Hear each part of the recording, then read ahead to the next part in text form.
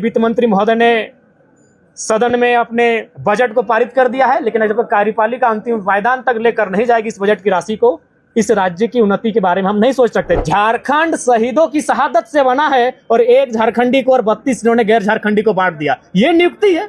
इसीलिए मैंने कहा इस राज्य का युवा हार चुका। इस बजट में विशेष बढ़ोतरी का ना होना सरकार की मंशा को स्पष्ट करती है कि युवाओं के रोजगार को लेकर, युवाओं के बेरोजगारी भत्ता को लेकर सरकार विशेष कुछ सोच नहीं रही है।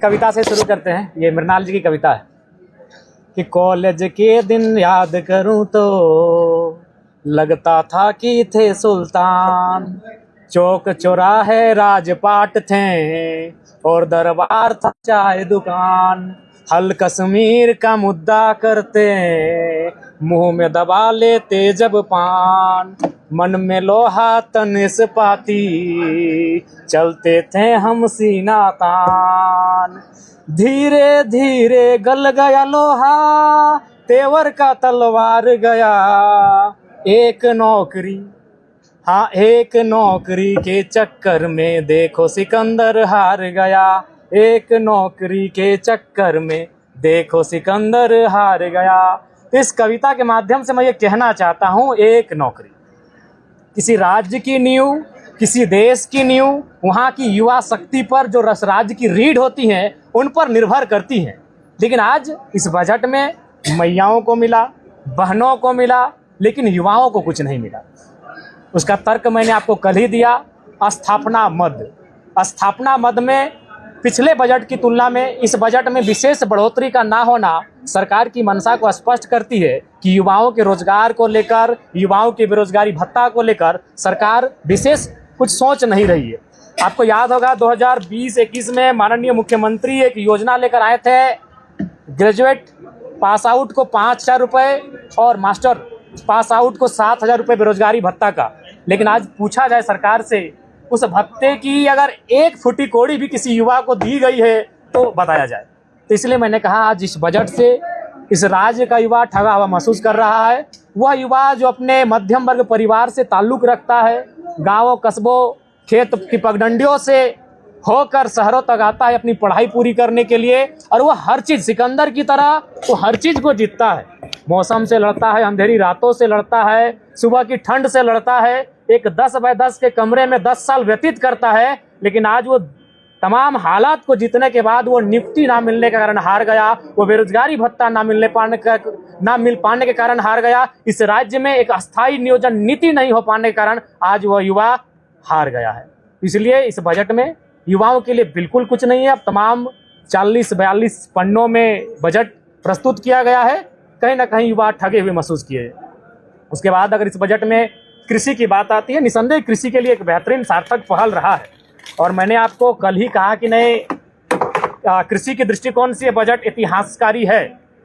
लेकिन सवाल ये होता है कि अगर आप बात करें, मैंने आज सुझाव भी प्रस्तुत किया है सदन को कि कम से कम आप एक ब्लॉक को उदाहरण के रूप में लाइए। जैसे हम लोग सांसद कोई गांव को गोद लेता है, विधायक कोई गांव को गोद लेता है, तो आप कम से कम एक ब्लॉक, जैसे मैंने उदाहरण दिया कोणार्क डैम और विशुनगढ़ ब्लॉक, आप 4-5 गांव को उदाहरण के रूप में लाइए, वहाँ इरिगेशन की व्यवस्था करिए और कृषि को डेवलपमेंट करने का काम कीजिए, तभी उस बजट की सार्थकता होगी। नहीं तो फिर बजट तो इन कागजों में, इन किताबों में, पढ़ने में, सुनने में बहुत बेहतरीन लगते हैं। मैंने ये भी कहा कि माननीय वित्त मंत्री महोदय ने बजट को पारित करके विधायी का कर्तव्य का तो निर्वहन कर दिया है, लेकिन जब तक उस बजट का पाई खर्च नहीं होगा, अंतिम पैसा खर्च नहीं होगा, तब तक उस बजट की सार्थकता नहीं होगी। उसके लिए कार्यपालिका का सक्षम होना, कार्यपालिका का कहीं ना कहीं क्रियान्वयन की स्थिति में होना बहुत आवश्यक है। और इस राज्य की कार्यपालिका का क्या दोष है, ये आपसे छुपा नहीं है। चूंकि भरे सदन में बोकारो से सदस्य चुनी गई श्वेता सिंह ने अपनी दुखड़ा को सुनाया कि उनके साथ क्या घटना घटी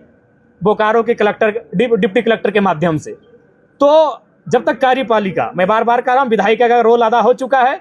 माननीय वित्त मंत्री महोदय ने सदन में अपने बजट को पारित कर दिया है, लेकिन जब तक कार्यपालिका अंतिम पायदान तक लेकर नहीं जाएगी इस बजट की राशि को, इस राज्य की उन्नति के बारे में हम नहीं सोच सकते। चूंकि ये हवा हुई बात नहीं है कि हम लोग सरकार को कोसने के लिए कुछ कह रहे हैं। आप पिछले 25 साल का बजट को उठाएं और एक एक करके पढ़ें कि बजट क्या था, अनुपूरक बजट 3 बार आया और कुल बजट कितना होता है और उस कुल बजट में खर्च कितना होता है। अगर पिछले बजट की बात करें तो 33,000 करोड़ रुपए खर्च नहीं किए गए हैं, एक बहुत बड़ी राशि होती है। इस बार चूंकि क्लियर नहीं हो पाया है कि खर्च कितना हुआ है, लेकिन अनुमान है 65% मात्र खर्च कर पाए हैं, यानी 35% खर्च हुआ ही नहीं है। तो इसलिए बजट की सार्थकता है जब पाई पाई एक एक रुपया आपसे खर्च कर पाते हैं। धन्यवाद।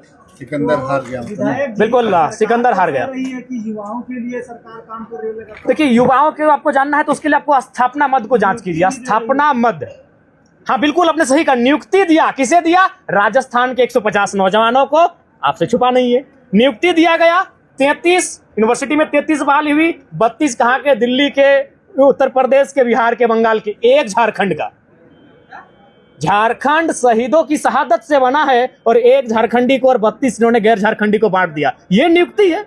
इसीलिए मैंने कहा इस राज्य का युवा हार चुका है। लेकिन ककराहट की स्थिति जो बनी है कि कोयला रोक दिया जाएगा। देखिए, ये भावनात्मक विषय है, चूंकि जानते हैं गिरिडीह का जो क्षेत्र है, गिरिडीह अगर आज सबसे ज्यादा गांव कहीं तो गिरिडीह में है, आपकी जानकारी होनी चाहिए। और गांव में आज भी लोग भावनात्मक बहुत ज्यादा है, वो तार्किक नहीं हो पाए हैं।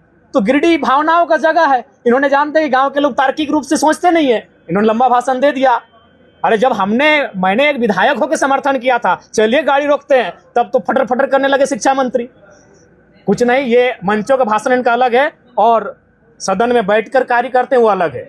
उसके बाद जो कोयला में आप बात कर रहे हैं बकाये की, उस बकाया में अगर वास्तविक रूप से अगर जांच किया जाए और वास्तविक रूप से अगर तार्किक रूप से तथ्यों के साथ अगर आंकड़ों को स्पष्ट किया जाए तो सरकार का नहीं, इंडिविजुअल व्यक्ति का दावा बनता है, क्योंकि उसमें मैक्सिमम राशि जमीन की है, लैंड संबंधित राशियां हैं और लैंड जिनकी है पैसा उनका है, वो इंडिविजुअल है। धन्यवाद। आप लोगों ने 132 का खतियान में उठाया था मामला। मैंने उठाया, उसका क्या? उनका सवाल था प्रक्रियाधीन। इस राज्य के जितने संवेदनशील मुद्दे हैं, चाहे वो पारा शिक्षकों का मामला हो, स्थान नीति का मामला हो या नियोजन नीति का मामला हो, जितने संवेदनशील मामले हैं, सरकार का रवैया, सरकार का उत्तर होता है प्रक्रियाधीन, जो कि उचित नहीं है। चूंकि सरकार का महाधिवक्ता होता है, उन्हें चाहिए कि जो संवेदनशील मामले हैं उन पर त्वरित कार्रवाई हो और कम समय में एक स्पष्ट निर्णय पर सरकार पहुंचे। विधायक जी, नियुक्ति से एक और सवाल है कि 49 अधिकारियों को ITI के लिए नियुक्ति पत्र मिला और इसी राजधानी में HEC भी है। देखिए, इस विषय को मैंने सुना आपके माध्यम से पहली बार है, इसको मुझे संज्ञान में लिया, इस पर मुझे जानने दीजिए, फिर इस पर बहस करेंगे। धन्यवाद।